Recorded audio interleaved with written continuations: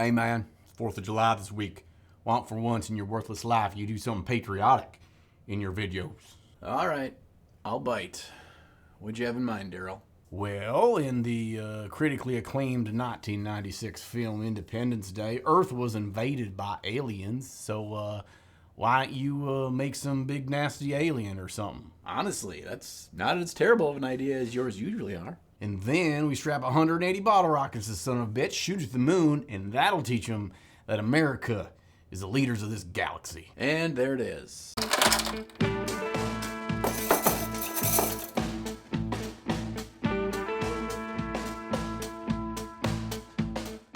When a new edition of Warhammer 40k or Age of Sigmar is launched, the big-ass box of minis that comes along with it is always massively popular. So popular, in fact, that you could easily trade off your Space Marine half of this box for your buddy's Tyranid half and get twice as many Space Bugs. Or, for relatively cheap, you could head out on eBay and get any of the units or hero models you want. And while that's great for a lot of the troop units in these boxes, the big, massive monsters or vehicles or even heroes, you're really never going to need more than one. So what do we do with them? So that got me thinking. Because I can pick up the big monstrous Tyranids that come in the Leviathan box for pretty cheap on eBay pretty soon, what if I took them all, destroyed them, and rebuilt them anew in something bigger, nastier, and way cooler in this Tyranid monstrosity? From the get-go, I have no direction. I have no idea what this monstrous bug is going to look like when we're done. But what I need to do is find an inspiration. And how I do that is cut off all of the big, interesting parts from the sprues, and I just kind of set them next to each other and place them in different orders and find where I can get an inspiration to start this project. I also reach out to my bits box, but quite frankly, my Tyranid assortment is pretty lacking. I did have these awesome wings and some cool basing things that might work for me as well. It's also never a bad idea to grab your generic 40k basing bits and see if anything draws inspiration there, as well as my epic basing alien eggs and sandstone formation bits. That gives me an idea of the planet that this alien is going to inhabit. I also like to grab all of my tools of the kit bashing trade from the very get-go of a project. If they're all on the table from the very beginning, I can focus on the creativity and inspiration side instead of just digging around in my drawers for the right snipper or, what is this thing called? File, saw, whatever. These things. I don't have to go looking for these things. They'll be there. I like to begin by fiddling with the bigger portions of the kits. This way I can try to envision unique ways that these parts might go together and create something that doesn't look anything like the original models. I call this working from big to small. If I can, I find a way that 2 or 3 of these large pieces work together and create a natural form. I feel like it gives me the excitement that I need to see the project potential all the way through to the finish. I quickly determined that the giant torso of the Screamer Killer attached to the big old butt of the Psychophage creates a really interesting looking combination. So I took out my cordless Dremel, attached my diamond bit, and I got to surgery. The small Dremel does a damn good job of cutting through curved and organic shapes compared to your standard hobby saw. It's not a perfect cut, so I make sure that I'm cutting away at the sections that I'm least likely to need later on in the project. You'll end up losing about 1/8 of an inch of material as you cut, so keep that in mind and be okay with that waste before you get to go. Before you get to go? And while it won't give you a cut with 0% waste, it's so much faster and easier for more complex cuts. Also, who doesn't like messing with power tools, even if they are miniature ones? I'll put links down in the video description of all my must-have tools for kit bashing and model building. So, should you want to pick anything up, that's the place you can do it. It'll cost you no extra dollars and it supports the channel, so a big thank you to all of you that use those links. The vision I have for these 2 main sections for the kit bash is to create an anatomy of an insect. I think this giant bug butt will be a great abdomen, and the Screamer Killer chest will be the correct scale for a thorax of a monster of the same size. And then all we'd have to do is figure out the head later. I'm glad I looked up the proper insect diagram prior to making this video, because I always assumed that the thorax was the butt part and the abdomen was the center part, because on humans, our abdomen is our center part, our abdomen isn't our butt. Apparently the animal anatomy teams weren't in the same room on naming day. I also noticed that the chitin on the back side of both of these models line up pretty well, and they were similar in size. This more narrow section also imitates the thin sections that connect the thorax to the abdomen in real insects. This is an example of one of those rewarding small victories as part of a kit bash project. Finding something that the original sculptor didn't intend, but it works just right for your vision. It's the kind of thing that you don't really experience in mini painting alone, which is why I like to do a weird build or kit bash like this once or twice a year. It's a great change of pace while still doing a project that's related to your hobby. It also tends to lead to a painting project that really excites you, as it's a one-of-a-kind piece. And yes, I will do a painting video for this giant monstrosity if that's something you guys want to see. Of course, we still got a long ways to go for this build, so let's worry about that later. Whenever I glue two larger pieces together, there's naturally going to be some small to mid-sized gaps. I like to take sprue goo and fill these gaps. Then I come back in with pure plastic cement to feather out the goo for a seamless transition. And I even use the goo to sculpt the basic shapes that I'm adding as it's curing. If you don't know what sprue goo is or how to make your own at home, don't worry, I've got a video right up here that it goes in more depth on the subject. There's some larger gaps I'm going to need to fill and create some sculpting around those areas that fits the rest of the model. And for that, I'm using epoxy sculpt. You can certainly use Milliput or green stuff for this. I just prefer epoxy sculpt because to me, it's the best combination of pliable and smooths easily to mimic the look of a plastic model. I typically just fill those gaps with putty so I have a foundation to work with. And then I bring out my clay shapers dipped in a bit of Vaseline so the putty doesn't stick to them to either carve out the shapes I want or to place and smooth clay details I put over my initial foundation putty layer. Especially with a big project like this, I'm not concerned about having perfect sculpting skills, which is good, because I don't. There's going to be so much going on in this piece that my goal should just be to hide and blend in these areas, knowing that you'll be looking at way more other cool things going on in the model instead. Next, we need to figure out the head of this beast, and it goes without saying that this needs to be very cool looking. And I do really like the natural sculpt and nastiness of the head of the psychophage. I just don't think it's quite big and intense enough for what we're going for. Luckily, we've got the big floaty brain bug in the Neurotyrant, and it has a really interesting outer carapace with almost like a halo or crown of chitin, like hanging above it. How else do you know who the king bug is without a chitin crown?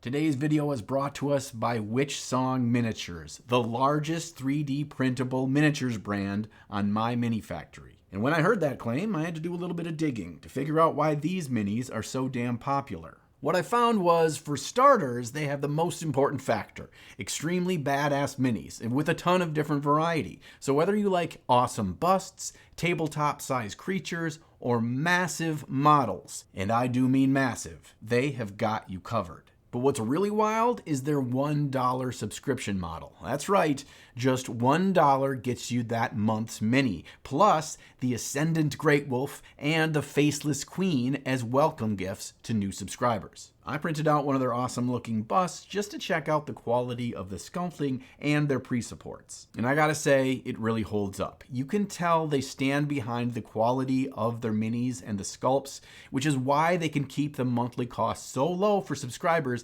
and still be a profitable business. And to take it even one step further, they're offering a deal for the month of July for the Ninjan viewers that I've never seen before. 90% off all of their full catalog available in My Mini Factory. So if you want to check out anything, now's the time to do it. Just use code NINJAN50 at checkout. Don't ask me why it's NINJAN50 when they're 90% off. Just use the code. So here's the time where you pause this video, click on the link down below, and open up a new tab to check out the 90% off all of Witch Song Miniatures catalog, as well as check out their $1 subscription tier, and you can come back to that when this video's over. This bit even has some awesome tentacles that hang down, which go well with the nasty tentacles coming out of the psychophage's mouth. I think with a little work, we can really make these tie together and look pretty awesome. I used some epoxy sculpt to position the head to look correct in fitting with the Neuro Tyrant back piece. By using putty as a filler to get the right pose and dramatic angle for a kit bash is something I've really learned to appreciate as I've done these kinds of projects over the years. Once you get that placement correct, it's just a matter of smoothing and shaping that putty for a seamless transition, or adding more layers if you want to add more details. On the underside of the head, we still have a pretty sizable gap. So I'm just gonna go back to that Neuro Tyrant kit and add a few of these brain-looking bits that have tentacles attached and fill in those areas. This is a great job of tying in with all the tentacles that are forming on the danger end of this bug. Once I added a few creepy crawly bits and claws to our monstrosity, it's time to move on to the next big section, which are its legs. I have 6 massive ones to work with, which is ideal because insects have 6 legs, which I also wasn't 100% sure of until I referenced the diagram.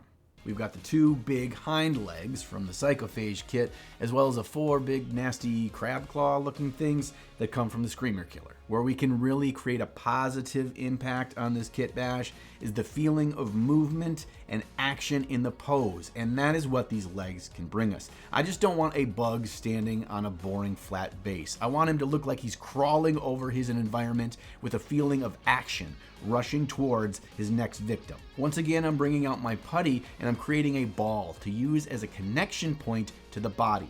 This gives me both a very solid and stable final model because of this connection point, but it also gives me a lot of flexibility in how I choose to position each leg. Because I got 6 legs all over the place in weird different angles, now is probably a good time for me to start working on the base. I need to start sculpting the terrain that feels organic to the way this pose looks, so it doesn't look like he's weird and floating. You know what I mean? Unfortunately, at this point, the bug that we've built is not only much bigger than the biggest base that comes in the Leviathan box, it's also bigger than any base I think I have. I got a little bit lucky and I was able to track down a single 180mm round base from Cobalt Keep, which is roughly the size of a small dinner plate.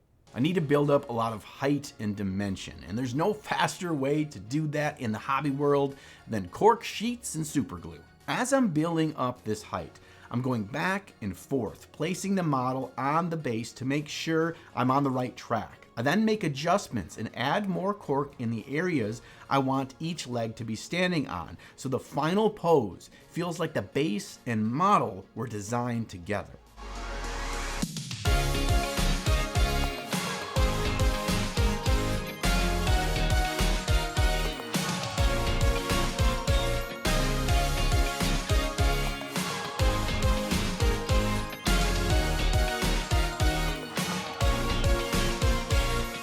Once I'm happy with the cork foundation and how it works with the leg placement, I come back in and add some more cork in areas that seem a little sparse, and I also add some 3D printed rocks, stalagmites, and nasty egg nests to fill out this ridiculously large base. I spent a lot of time working on building this base, almost as much time as it took me to kit bash the Tyranid itself, and I'm not saying that as a negative. I just had a ton of fun doing it. Whenever you're kit bashing a model, it's completely unique, so why shouldn't its base also feel unique and custom to the model you're making? When it came down to it, I used a lot of desert sand texture paste on this base, and learned from my mistake here. I should have used some cheap spackle from the hardware store first to smooth out all the topography and take away most of that stepping that the layers of the cork make. And then I could just go through with the final pass of the texture paste over everything but the exposed rock I wanted to keep to give that sandy look, without using half a jar of the stuff on this big base. But I do want to reiterate, because it's one of my big pet peeves in the hobby, how important it is to hire that stepping and layering of cork sheets on top of each other. With just a little work, with a bunch of texture paste or things like spackle or a bunch of rocks or gravel or whatever, you can take much of that away. Otherwise, everyone's just gonna look at your base and be like, that's cork. See if I can remember how this guy went on here.